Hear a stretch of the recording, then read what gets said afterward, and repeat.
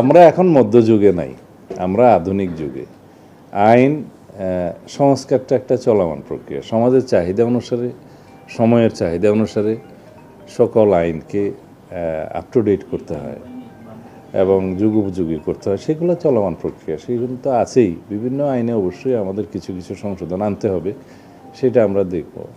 আবার কিছু কিছু ক্ষেত্রে এটাও চিন্তা করতে হয় যে খুব সংক্ষিপ্ত বিচারের মাধ্যমে আবার অবিচার করা হচ্ছে কিনা, বা এমন কিছু হয় যে আমরা খুব কঠোরতম আইন প্রণয়ন করলাম, প্রয়োগের ক্ষেত্রে সেটা আবার মিসইউজ হচ্ছে কিনা, অপব্যবহার হচ্ছে কিনা, এগুলো সবগুলো লক্ষ্য রাখতে হয়।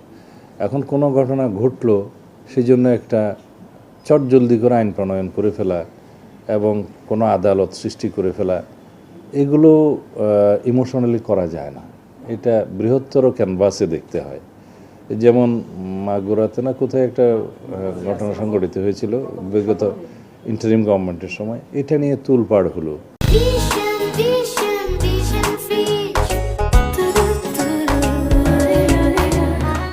এবং এখানে বোধহয় কিছু আইনি সংশোধন নিয়ে এসে সংক্ষিপ্ত সময়ের ভিতরে বিচার কার্য সম্পন্ন হয়েছে। এটা সময়ের দাবি ছিল, কিন্তু সেটার দীর্ঘমেয়াদে কি হবে না হবে সেই আইনগুলো চিন্তা করতে হয়।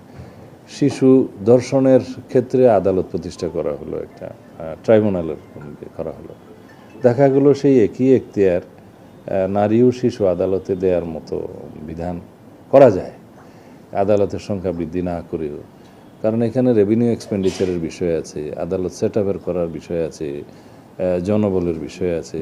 তখন দেখা যাবে যে 64 ডিস্ট্রিক্টে আদালত আমরা করলাম, ট্রাইব্যুনাল করলাম, দেখা যাবে মামলার সংখ্যা কোথাও 2টা, কোথাও 10টা, কোথাও নাই। এগুলো সব বিবেচনায় নিয়ে যেভাবে মানে জননিরাপত্তা নিশ্চিত করা এবং বিচার নিশ্চিত করা সম্ভব, সেভাবে এগুলো আবার করা যায়। কিন্তু ওই সাময়িক সময়ের জন্য